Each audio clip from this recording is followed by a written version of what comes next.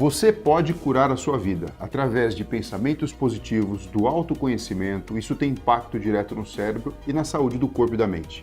Louise Hay criou um método desenvolvido por ela pela percepção da possibilidade de cura, e a gente vai falar sobre isso, de um câncer simplesmente com a força do pensamento, de uma maneira estruturada. Com o lema de você mesmo pode se curar, eu recebo hoje aqui Renata Fornari, que é especialista em autoconhecimento. Começa agora o super especial programa Olho Clínico com o Dr. Fernando Gomes.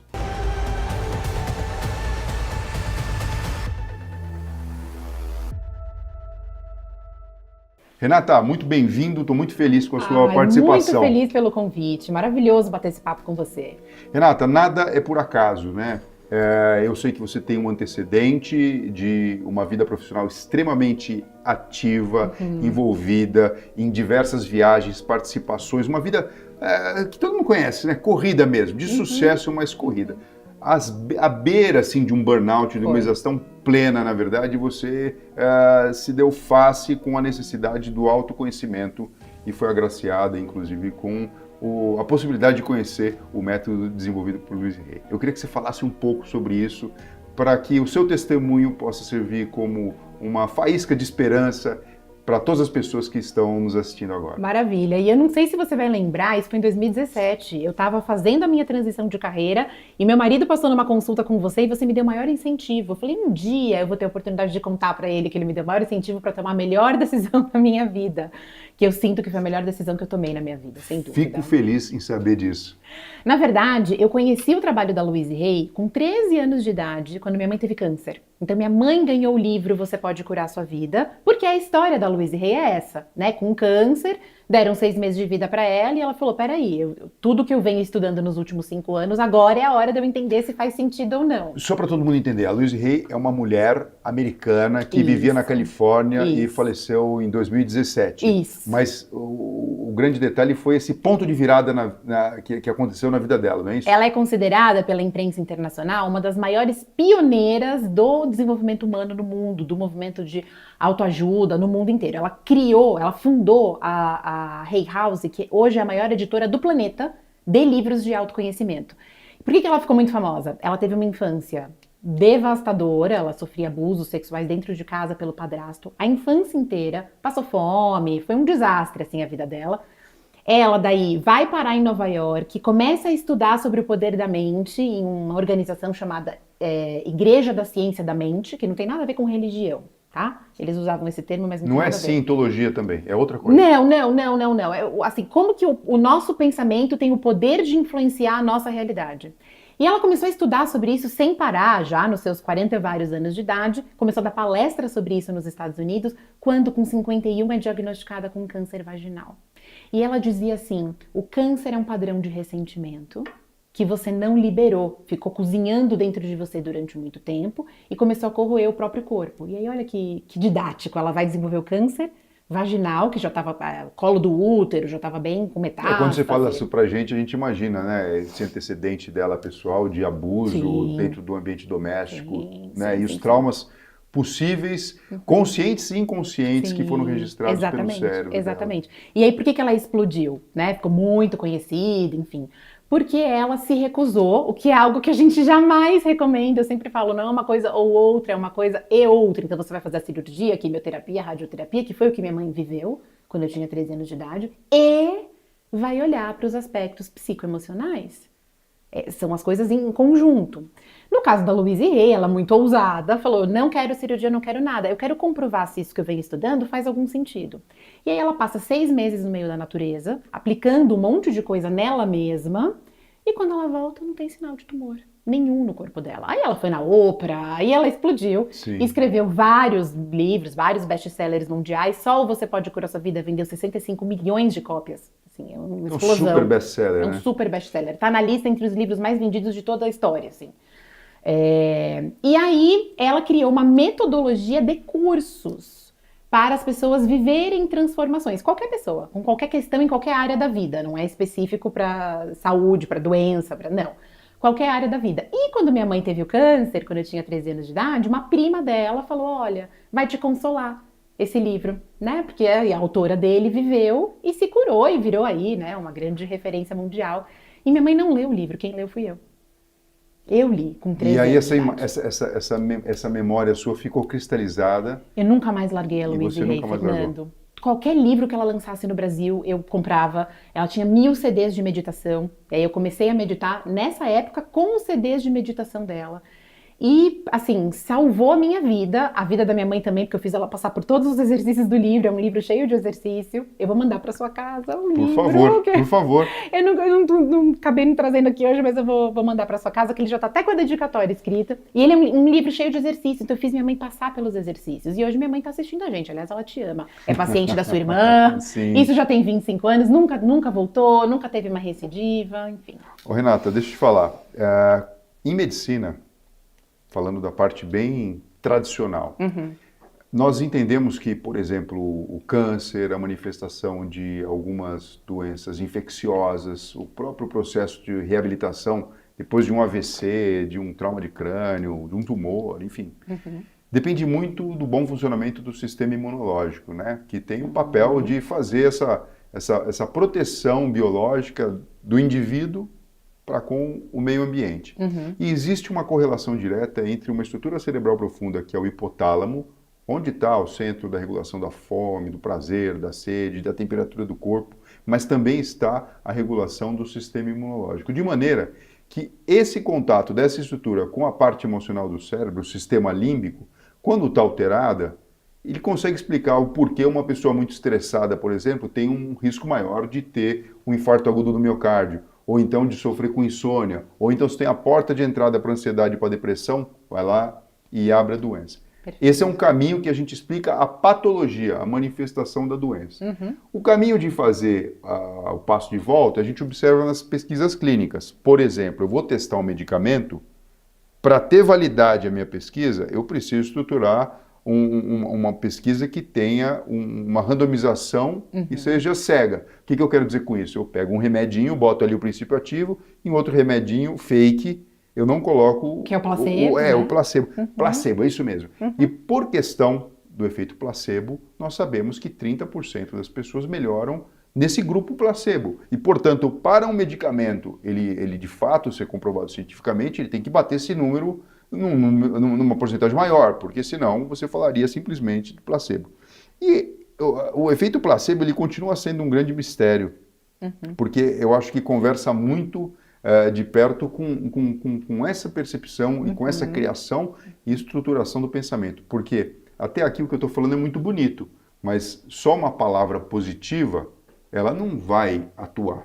E eu sei que a metodologia envolve em você falar, você conversar consigo mesmo e dar comandos positivos. Eu queria que você ensinasse um pouco disso e comentasse um pouco sobre isso. Porque não adianta a gente explicar tudo isso que eu estou falando para vocês, que fala, doutor, tá bom, efeito placebo funciona, então eu vou ficar tomando uma coisa que é de mentira. Sim. Pronto, mas daí não é mais placebo, você está sabendo que é de mentira. Sim, aí acabou tudo. Acabou a magia, acabou a magia. Ali. Mas agora eu vou talvez chocar um pouco você e a sua audiência. Posso? Deve. Eu tenho um jargão, que ele é bem famoso, as pessoas brincam comigo nas redes sociais, usam essa hashtag que é pensamento positivo não é pensamento mágico. Então, eu sempre falo assim, gente, a Louise Hay não se curou de um câncer sentada numa cadeira gostosa como essa, fazendo afirmações positivas. Ela entrou dentro de um processo estruturado de alto impacto emocional, de libertação de dor, de ressentimento, trabalhou o perdão. Tem uma parte na metodologia que é fundamental para qualquer cura de qualquer área da vida, que é o resgate da criança interior, que é você olhar para aquilo que a sua criança sentiu e essas memórias estão dentro de você. Então são várias técnicas, dinâmicas, exercícios que envolvem várias coisas que não é só ficar sentado falando meu corpo está se curando. Eu estou visualizando a cura. Desculpa, eu não acredito que uma pessoa só de ficar sentado repetindo frases bonitas vai se curar de uma doença. Eu acredito que isso é possível, já vi muito, a gente tem casos no mundo inteiro, essa metodologia está presente em 73 países. Então a gente tem casos no mundo inteiro, quando a gente está falando especificamente de doença, temos, mas é um processo que envolve muito mais do que só pensar positivo. Mas a Louise Hay tem uma premissa de que tudo aquilo que a gente acredita piamente, então assim, eu não tenho um pingo de dúvida, eu acredito piamente, tem a tendência de se tornar realidade, porque ela dizia que o nosso subconsciente é um servo obediente cuja única função é comprovar aquilo que a gente acredita piamente. Então ela dizia, se você acredita piamente, não tem 1% de dúvida, na sua possibilidade de se curar, é o placebo que você está trazendo, né?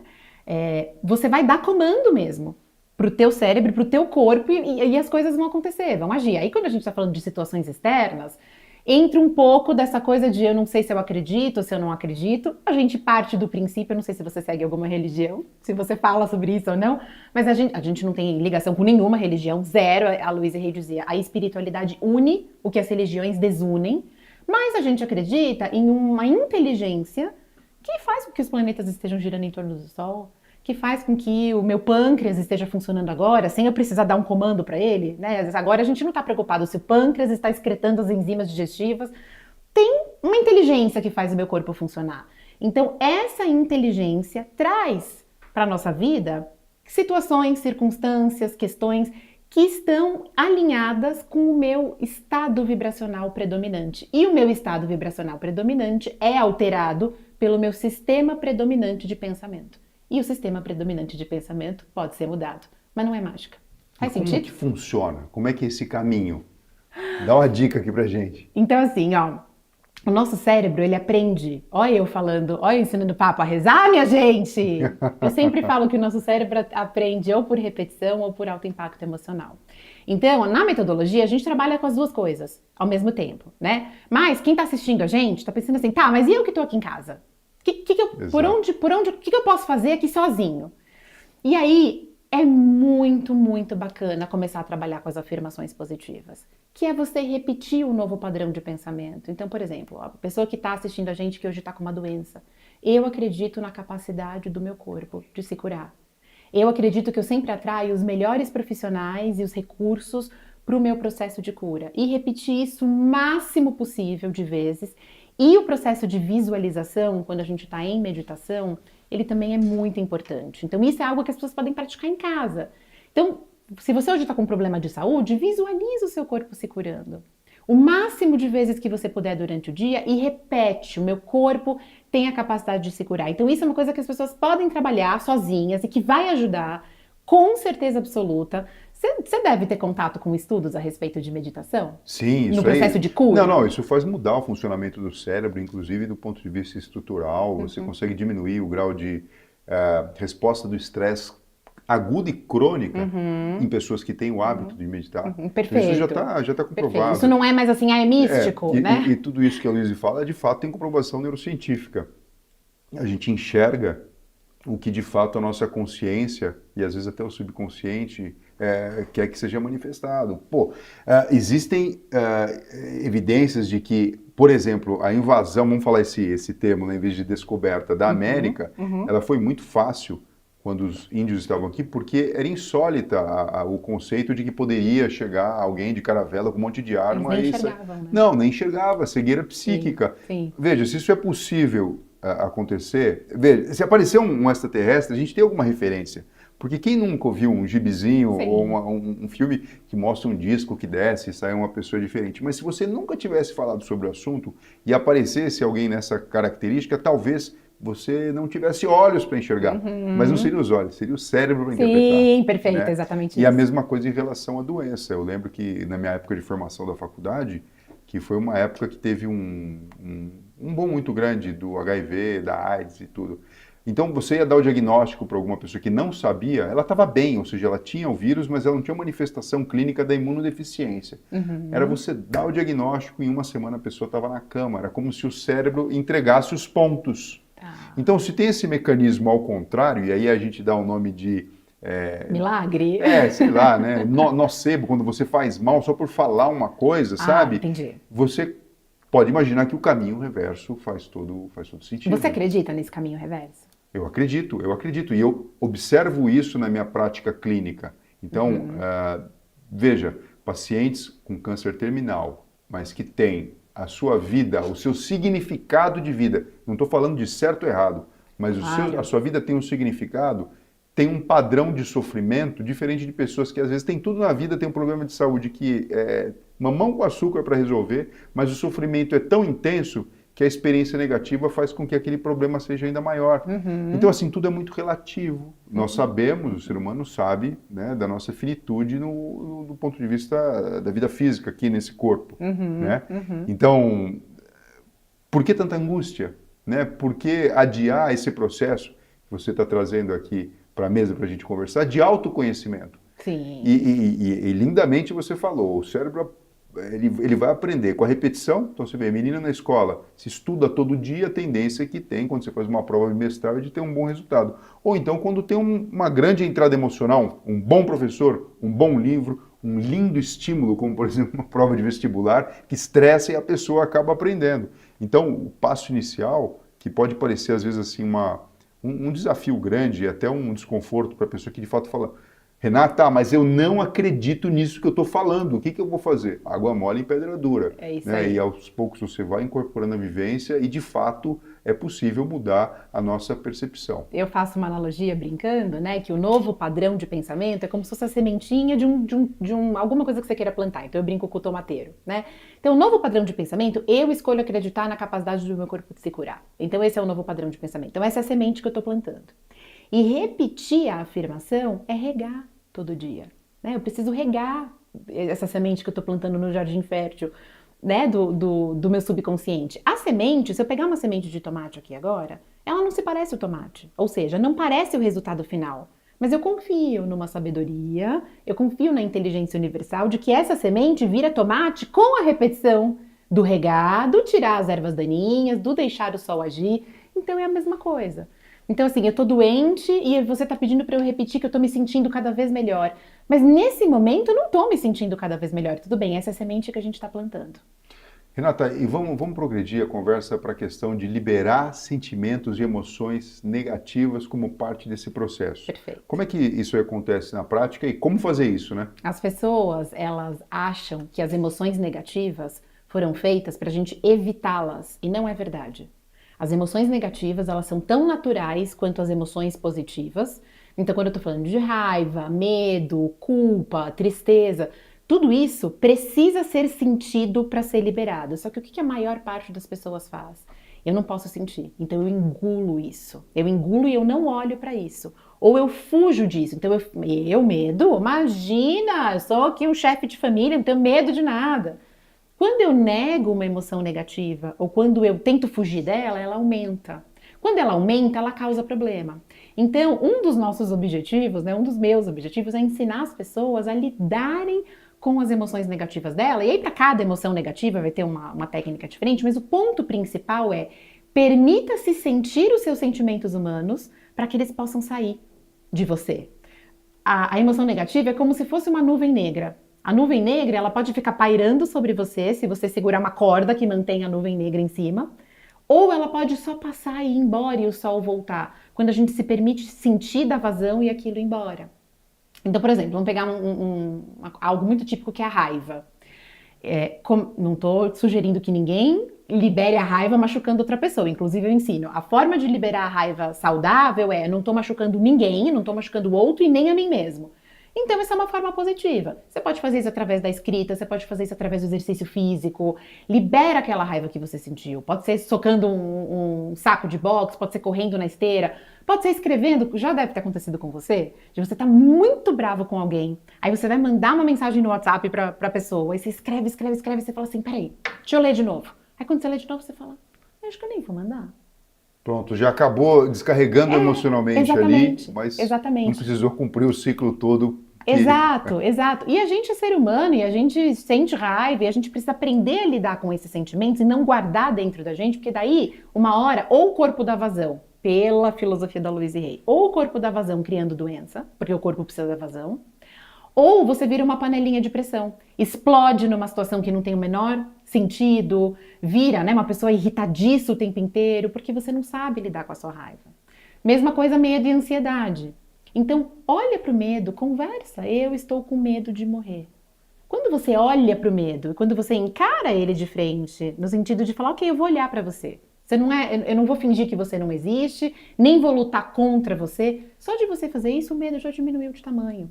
Então, aprender a lidar com as emoções negativas é uma parte fundamental do que a gente trabalha, né? Em qualquer processo de transformação, processo de cura, enfim. E claro, quando a gente está falando de câncer especificamente, que a gente falou no começo, né? A gente parte do princípio que o câncer vem de um padrão de ressentimento.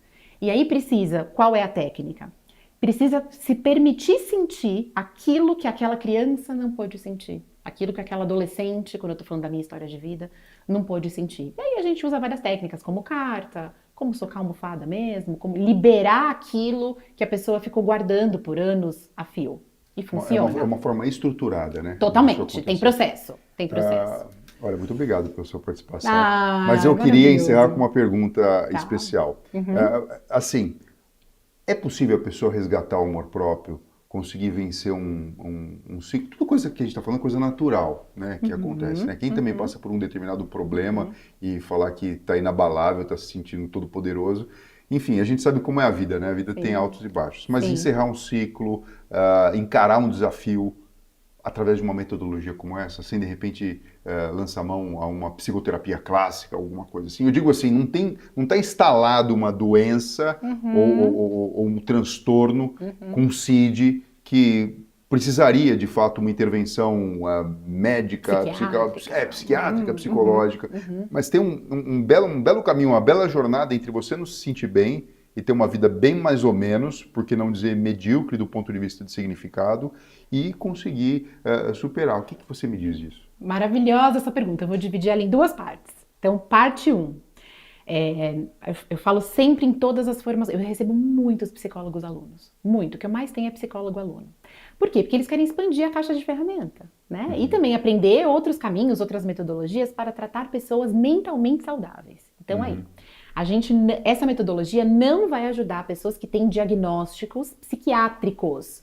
Eu acho que assim, estou amando a sua fala, isso tem que ficar claro, porque às vezes a pessoa escuta a gente falando, peraí, mas na psicologia é isso, não é religião, então de fato o que é? Tem uma estrutura muito científica, embasada num pontapé inicial, que uma pessoa com uma experiência pessoal, ou seja, na pele, ela passou por isso, e de alguma forma facilitou o caminho. Sim, sem dúvida, sem dúvida. Mas se a pessoa chega já com uma questão instalada, então, por exemplo, uma depressão clínica instalada, ou transtornos de personalidade, transtornos de humor, essa pessoa precisa ir para a psicoterapia e para o médico psiquiatra. Ponto. Eu não estou falando dessas pessoas, tá? Eu estou falando de pessoas mentalmente saudáveis, mas que têm as suas angústias, as suas questões, a vida não flui, eu tenho essa dor, eu tenho, né? Então, assim, qualquer pessoa vai se beneficiar dessa metodologia estruturada para qualquer problema que ela esteja enfrentando na vida, desde que não esteja nesse grupo aqui. Sim. Então essa é a primeira parte da minha resposta.